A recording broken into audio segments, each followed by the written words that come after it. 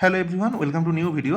তো এই পোস্টটা তোমরা হয়তো কিছুদিন ধরে সোশ্যাল মিডিয়া বা তোমাদের বিভিন্ন গ্রুপে, হোয়াটসঅ্যাপ বা টেলিগ্রাম গ্রুপে দেখতে পাচ্ছ, যেখানে আমাদের নিউ গভর্নমেন্ট অ্যানাউন্সমেন্ট করেছিল যে যে কোনো এক্সামে ওমেনদের জন্য 33% রিজার্ভেশন থাকবে।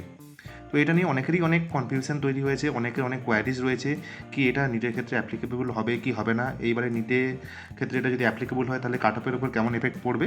তো সেটা নিয়ে আমি আজকে ডিসকাস করব, খুব শর্টে ডিসকাস করব। তোমরা অলরেডি জানো যে কিছুদিন আগেই আমাদের ওবিসি এ আর ওবিসি বি নিয়ে একটা সুপ্রিম কোর্টের রায় হয়েছে। সেখানে বলা হয়েছে যে ওবিসি এ বলে কোনো ক্যাটাগরি থাকবে না, মানে যেটা নর্মাল থাকে, যে নর্মাল ওবিসি। তো ওবিসি এর যে 10% ছিল আর ওবিসি বি 7% ছিল, সেখান থেকে অনলি ওবিসি 7% থাকবে, সেটা তোমরা জানো। এবার সেটার জন্য কাট অফের উপর কী এফেক্ট পড়বে, অনেকেই অনেক রকম মতামত দিচ্ছে যে হয়তো জেনারেলে কাট অফ অনেকটাই কমে যাবে, এ হবে, সেটা নিয়ে আমি এর পরে ভিডিওতে ডিসকাস করবো। আমাদের সেটা নতুন গভর্নমেন্ট আসার পর একটা অ্যানাউন্সমেন্ট এসেছিলো যে কোনো গভর্নমেন্ট এক্সামের কাউন্সিলিংয়ে ওদের সিটের জন্য 33% ওমেন রিজার্ভেশন থাকবে। তো 33% ওমেন রিজার্ভেশনটা কীভাবে অ্যাপ্লিকেবল হবে সেটা যদি তোমাদেরকে ভেঙে বলি।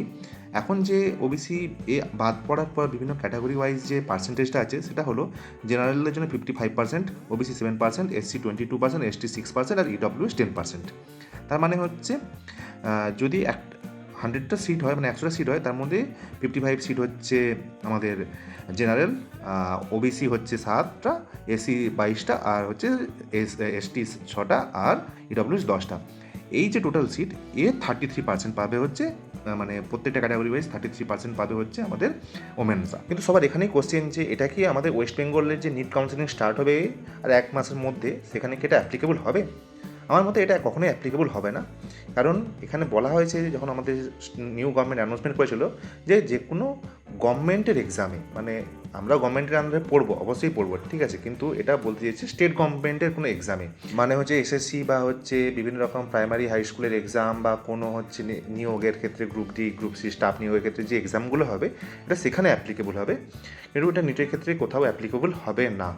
নিটের জন্য যেটা নর্মাল এবছর ওবিসি বি বাদ পড়ার পর যে বাকি পার্সেন্টেজটা থাকে ক্যাটাগরি ওয়াইজ, যেখানে যেমন জেনারেল 55%, ওবিসি 7%, এসসি 22%, এসটি 6%, আর 10% হচ্ছে ইডব্লিউএস।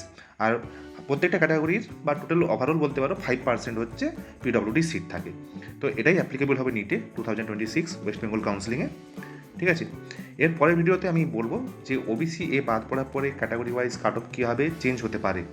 অনেকের অনেক মতামত আছে, আমার একটা মতামত আছে, সেটা আমি তোমাদের সাথে শেয়ার করবো।